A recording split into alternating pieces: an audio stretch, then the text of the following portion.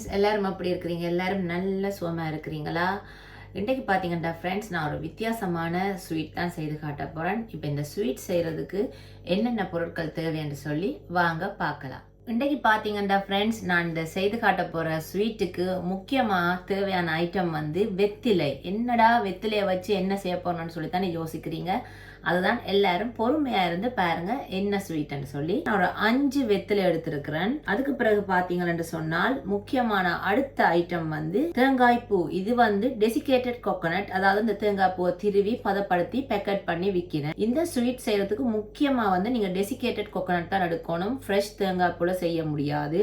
So அதனால நான் 1 cup desiccated coconut எடுத்திருக்கிறேன். அதுக்கு பிறகு பாத்தீங்கன்னா அடுத்த முக்கியமான ஐட்டம் வந்து இந்த ரோஸ் பெட்டல் ஸ்ப்ரெட். அதாவது வந்து இது இந்த குல்கந்துன்னு சொல்லி சொல்லுவாங்க. அது என்னன்னு சொன்னால், நீங்கள் இந்த கடைகளில் வீடாப்பாக்கு வெத்தில வேண்டுவீங்க தானே, அப்போ அந்த வீடாப்பாக்கு வெத்திலைக்குள்ளே வந்து முக்கியமாக இது ஒரு கரண்டி வச்சு தான் இந்த வீடாப்பாக்கு வெத்தில செய்வினேன். ஸோ இந்த ஸ்வீட் செய்கிறதுக்கு இது முக்கியமான ஒரு பொருள். இதுவும் நீங்கள் இந்தியன் கடைகளில் பார்த்தீங்கன்னு சொன்னால் இது கிடைக்கும். கிடைக்காதவைகள் நீங்கள் அமேசான்லேயும் ஆர்டர் பண்ணி எடுத்துக்கொள்ளலாம். நான் வந்து இங்கே யூகேல இந்தியன் க்ரோசரி ஷாப்பில் தான் நான் இது எடுத்தேன். நான் உங்களுக்கு கிட்ட காட்டுறேன்னு பாருங்க.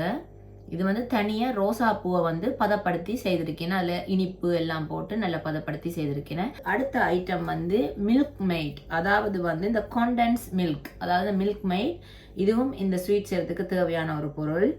அதுக்கு பிறகு பார்த்தீங்கன்னு சொன்னால் இது வந்து இந்த வேர்க்கொம்பு, அதாவது ட்ரை ஜிஞ்சர். இந்த ஜிஞ்சரை வந்து ட்ரை பண்ணி விற்பினேன்.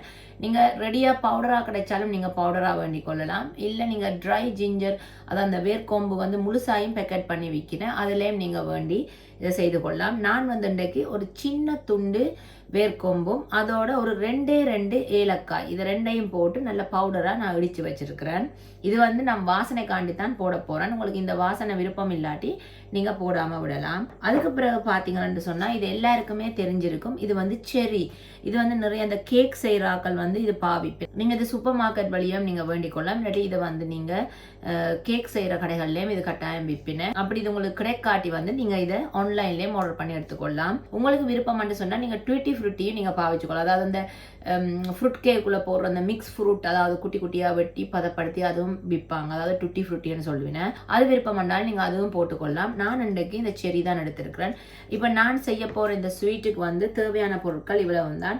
இப்போ அடுத்ததான் இந்த ஸ்வீட்டை வந்து எப்படி ரெடி பண்ணுறேன்னு சொல்லி பார்ப்போம். முதல்ல நான் வந்து இந்த வெத்திலையை வந்து அதாவது இந்த டின் மில்க், அதாவது கண்டென்ஸ் மில்கோட நான் கிரைண்ட் பண்ணி எடுக்க போகிறேன். இப்போ நான் முதல்ல ஒரு கிரைண்டர் கப் எடுத்து இந்த வெத்திலையை நல்லா துண்டு துண்டாக பிச்சுட்டு, நீங்கள் பிக்காமல் உங்களுக்கு நல்ல கிரைண்டராக இருந்தால் நீங்கள் பிக்காமையும் போடலாம். நான் எதுக்கும் நல்லா அடிப்படணும் பண்ணுறதுக்காண்டி துண்டு துண்டாக பிச்சு போட போகிறேன். இப்போ நான் அந்த 5 வெத்திலையும் இதுக்குள்ளே நான் போட்டு, அதுக்கு பிறகு ஒரு காவாசி அளவு டின் மில்க் இதுக்குள்ளே விட போகிறேன்.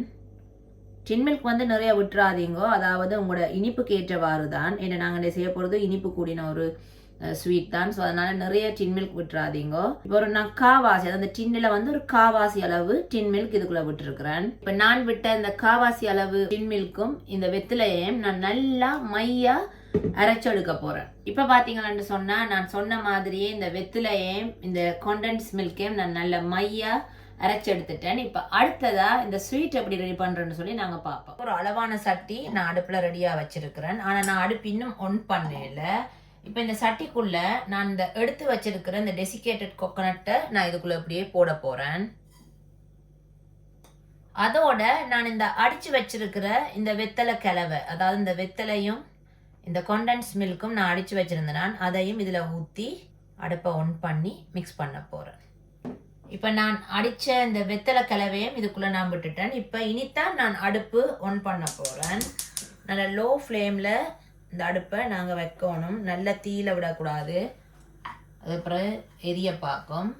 இப்போ நல்ல லோ ஃப்ளேமில் விட்டு இதை அப்படியே கையால் நாங்கள் மெதுவாக கலந்து கொண்டு இருக்கணும்.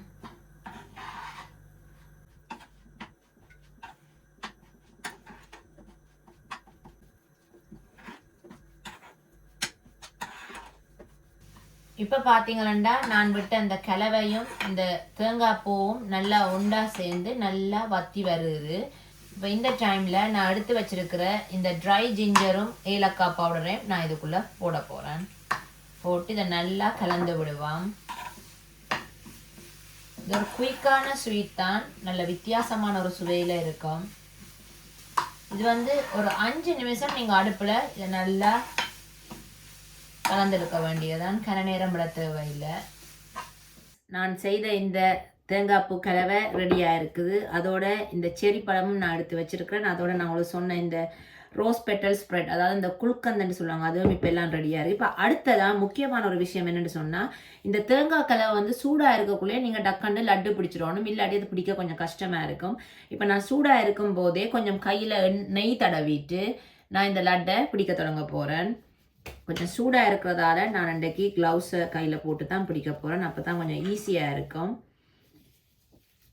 இப்போ நான் ஒரு கொஞ்சம் கலவை எடுத்து இந்த கையில் வச்சு கொஞ்சம் இதை மெதுவாக தட்டிட்டு அதில் இந்த குல்கந்த், அதாவது இந்த ரோஸ் பெட்டல் ஸ்ப்ரெட் நிறைய வச்சிடக்கூடாது, ஒரு கொஞ்சம் போல் இதில் வைக்கணும். அதோட பார்த்தீங்களென்று சொன்னால் இந்த செரி பழம் இதையும் ஒன்று இதுக்குள்ளே வச்சுட்டு இதை அப்படியே லட்டு மாதிரி நாங்கள் பிடிக்க வேண்டியதான். பார்த்தீங்கன்னா இன்னும் கொஞ்சம் எடுத்து இதுக்கு மேலே அப்படி வச்சு இதை அப்படியே லட்டு மாதிரி நீங்கள் உருட்ட வேண்டியது தான்.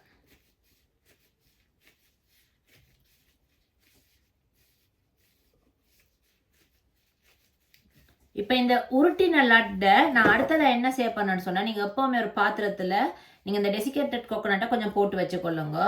இதை அதுக்கு மேலே நான் லைட்டாக ஊற்றி எடுக்க போகிறேன். ஏனென்றால் அப்போ தான் பார்க்குறதுக்கு கொஞ்சம் நல்ல அழகாக இருக்கும். பார்த்தீங்களா, அழகான லட்டு சூப்பராக இந்த டிஃப்ரெண்ட்டான லட்டு ரெடி ஆகிட்டு. இப்போ அடுத்ததையும் நான் எப்படி உருட்டுறேன்னு சொல்லி நான் உங்களுக்கு காட்டுறேன். தான் அந்த சூடாக இருக்கும்போதே நாங்கள் டக் டக்குன்னு உருட்டிடணும், இல்லாட்டி இந்த சூடு ஆறிட்டேன்னு சொன்னால் இதை உருட்டுறது கொஞ்சம் கஷ்டமாக இருக்கும்.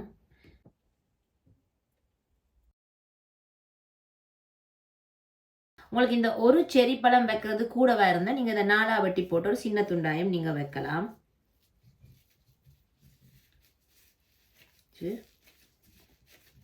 இது சூடாக இருக்கும்போதே உருட்டுறதால தான் இது டக்கண்டு உருட்டுப்படுது.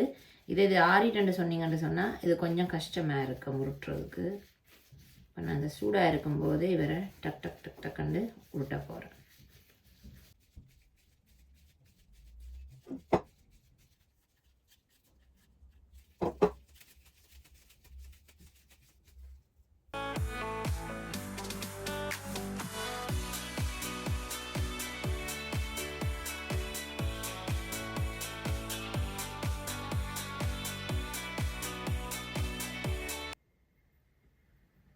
பார்த்தீங்களா, இன்றைக்கி நான் உங்களுக்கு செய்து காட்டின இந்த வித்தியாசமான இந்த ஸ்வீட், அதாவது நீங்கள் கேட்கலாம் இந்த ஸ்வீட்டுக்கு என்ன பேர் என்று சொல்லி. இதுக்கு நான் வச்ச பேர் பான் லட்டு. பான் அப்படின்னு சொன்னால் வெத்திலை. ஸோ வெத்திலையில் செய்த லட்டு தான் இது. ஒரு சூப்பராக டிஃப்ரெண்ட்டாக நல்ல சுவையாக இருக்கும். அதாவது நீங்கள் ஒரு வீடாக பார்க்க நீங்கள் சாப்பிட்டா என்ன சுவை கிடைக்குமோ அதே சுவையில் தான் இந்த பான் லட்டும் இருக்கும். நீங்களும் கட்டாயம் நான் செய்து காட்டின இதே முறையில் இதே அளவில் நீங்கள் வீட்டை செய்து பாருங்கள். செய்து பார்த்துட்டு எப்படி வந்தோன்னே எனக்கு கட்டாயம் கமெண்ட்டில் சொல்லுங்கள். இந்த லட்டு பார்த்தீங்கன்னு சொன்னால் நீங்கள் வீட்டில் ஏதாவது உங்களோட வீட்டில் விசேஷங்கள் வந்தால் நீங்கள் கட்டாயம் செய்யுங்க. எல்லாருமே உங்கள்கிட்ட கேட்பினா இது என்னத்தில் செய்யுங்கள் அவ்வளோ ஒரு சூப்பராக இருக்கணும்.